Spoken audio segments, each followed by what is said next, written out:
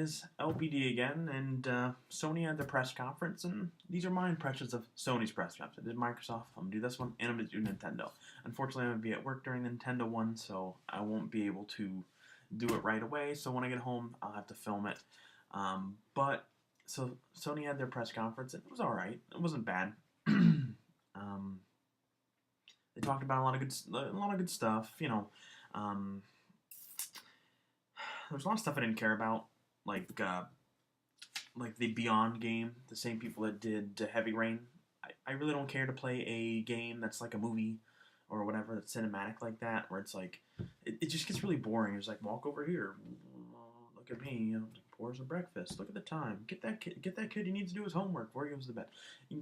That's like a life sim. It was almost like playing like a hyper realistic Sims.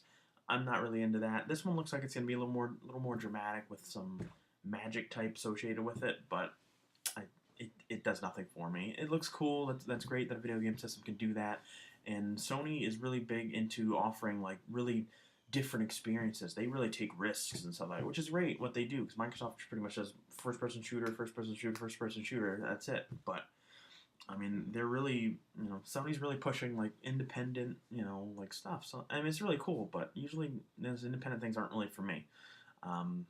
So Beyond was alright, it looked cool.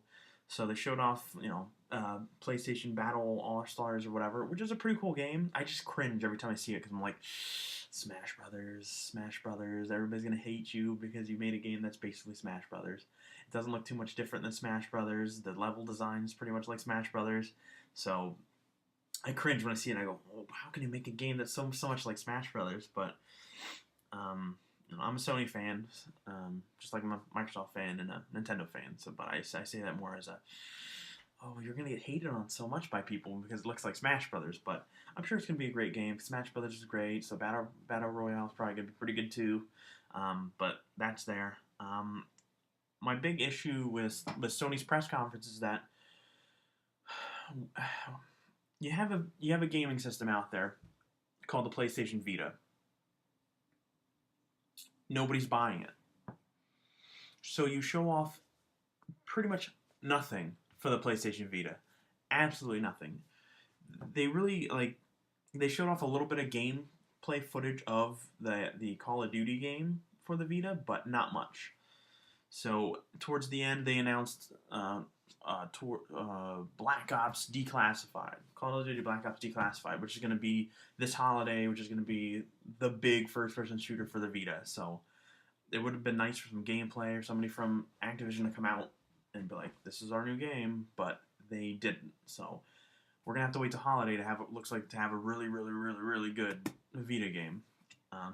My thing was, if they're not going to show off a lot of really great games or announce really great games for Vita, they need a price drop.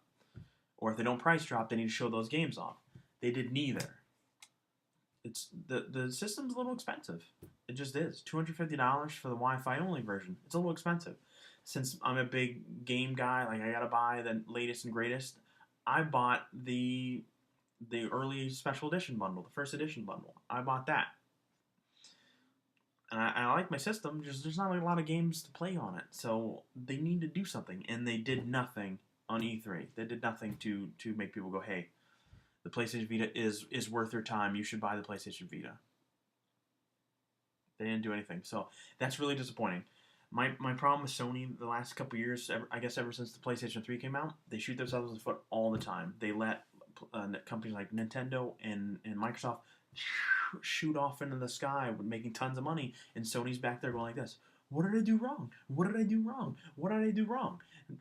Sony needs to come out there and just make great games and just be like, listen, these are great games. These are, rival games, first-person shooters, God of War type stuff. And they just need to rival Microsoft. Because Nintendo's going to get what Nintendo gets, because Nintendo's great at because people love Mario and all that stuff, and they'll buy. So Nintendo's in a good position. They just need to show off really good games.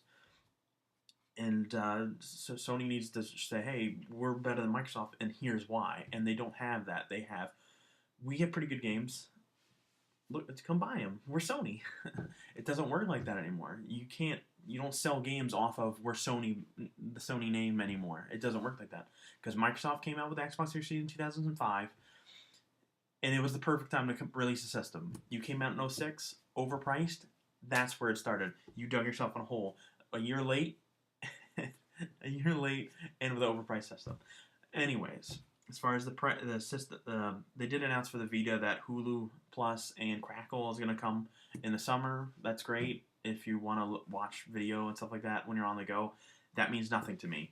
The biggest news that they had for the Vita, which was, it's a no-brainer because you know it's going to come, is that this summer they're going to let you play the PS1 classics on the Vita, which is great. That's what we've all been looking for. I've paid for Final Fantasy games like 7 and 8.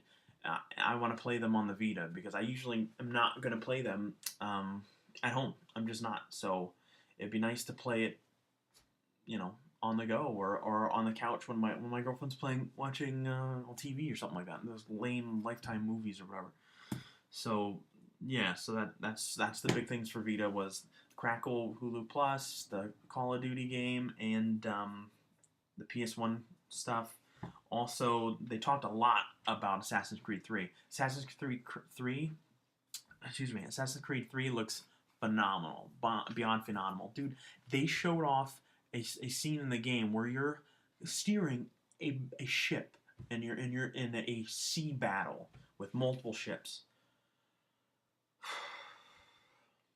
Assassin's Creed 3 looks awesome. Not only that, the Vita is going to have an Assassin's Creed 3 game. Not the Assassin's Creed 3. It's going to be called Assassin's Creed 3, let me see, Liberation. Assassin's Creed 3 Liberation. It looks pretty cool, and it's going to feature a female assassin, which is cool, so she's going to be featured in this game. So that's the first female, excuse my phone off, first female assassin that's like featured in an Assassin's Creed game. So that's really cool too. And there's going to be some cross connection between the two. So you're going to get, if you're playing this one to that one, you're going to get skins and upgrades to your weapons and stuff like that just by having both games. So that's pretty cool. They announced a PS Vita bundle where you're going to get a white PS Vita, the Wi-Fi version, with Assassin's Creed 3 Liberation and a 4 GB memory card. So that's really cool. They didn't announce a price on that or a date, but I'm sure that's probably going to be in the holiday season. They also announced a PS3 bundle that's going to include Assassin's Creed 3. Nothing really special there. It's just like all the bundles that they've been doing with Assassin's Creed 3. They showed Far Cry 3, and the guy from the studio said that not only is it going to have, you know, the standard single player campaign, it's going to have a 4-player co-op campaign. So there's 2 separate campaigns in Far Cry 3. It looked decent. The graphics aren't like outstanding or anything like that, which is not all about graphics. We'll see, but the gameplay's but it looked pretty cool. It's always nice to have 4-player co-op. I love 4-player co-op, so I'm pretty excited about co-op. They spent way too much, just like Xbox, they spent way too much time with something really stupid. So now what they have is something called Wonderbook. It's going to be geared towards kids. It's like this cardboard book that you put out, and then the PlayStation Eye will impose stuff from the book, you know, whatever, and you're doing the stuff. And they have, you know, a game that's written by J.K. Rowling, the person that did the stupid Harry Potter games and stuff like that. It looks lame, so lame, and they spent it felt like an hour on it. It was probably only 20 minutes, but and some of the stuff didn't work. Like the PlayStation Eye wasn't recognizing that this person's trying to do this and stuff. So she was sitting there like, "Come on, book, why aren't you working? It's not working right now." So that was fun to see her struggle with that. What else? They talked a little bit about the PlayStation Suite, which was the that they use with PlayStation certified mobile phones and tablets and stuff like that, so you can play like PlayStation certified games and stuff like that. Which, like Verizon, I know from firsthand experience from Verizon, they have the Xperia Play, which it slides out and has a gamepad on it. The only thing is, it's PlayStation certified, but it's not like you can play your PlayStation Network games, which is just stupid. I was hoping that they would have a phone, because like when I saw the PSP Go when it first came out, I was like, oh, something's going on here. And then the Xperia Play looked pretty similar to the Go, and I was like, uh-oh, here it comes. Mobile, they're gonna have their own like PlayStation certified mobile phones. You're gonna be playing their games that you purchase on PlayStation Network and stuff like that. No, it's like buying a game on like the Android market. It's stupid. but they're renaming it, rebranding it to not PlayStation Suite, but PlayStation Mobile. So it's like that's probably part of the reason why they bought out Ericsson, because it was Sony Ericsson. Now it's just going to be Sony, Sony Mobile, stuff like that. So yeah, so and they announced that HTC is going to be their first partner with PlayStation certified phone. So that's pretty cool. So one of the last things that they did is they showed off God of War Ascension. Man, God of War games are great, and this time they need the big hitters as they can. Battle Royale looks like it's gonna be pretty good. Might be a big hitter. I don't know. I don't think so, but maybe if it plays well enough, demos well enough. God of War Ascension looked like God of War 3, but a little bit cooler. Awesome. You know, he's doing all his Kratos stuff. It looked great. They didn't show any multiplayer though, even though the multiplayer does sound pretty great. But it looked great, and they had something where he was some magic that he was using where he can like do like a, you know, he brings back time kind of thing, like something fell so it can't put he like and then put it back and it came back, whatever. But during fighting, he used that same thing to hold guys in the air, like, and they would glow green and just stay in the air for a moment, and then you'd be able to do like combos and stuff. That looked like a pretty cool addition to his repertoire of ass kicking. So that's pretty exciting. And I was very surprised that Sony was able to show off Call of Duty gameplay and stuff like that, because you know Microsoft has this thing where they stranglehold the companies or whatever. They have this stranglehold on like content, like DLC and stuff like that. So Call of Duty again, Black Ops 2 will have the first DLC and stuff like that, which is, it really sucks for Sony and people that only buy the Sony PlayStation 3. They don't have an Xbox.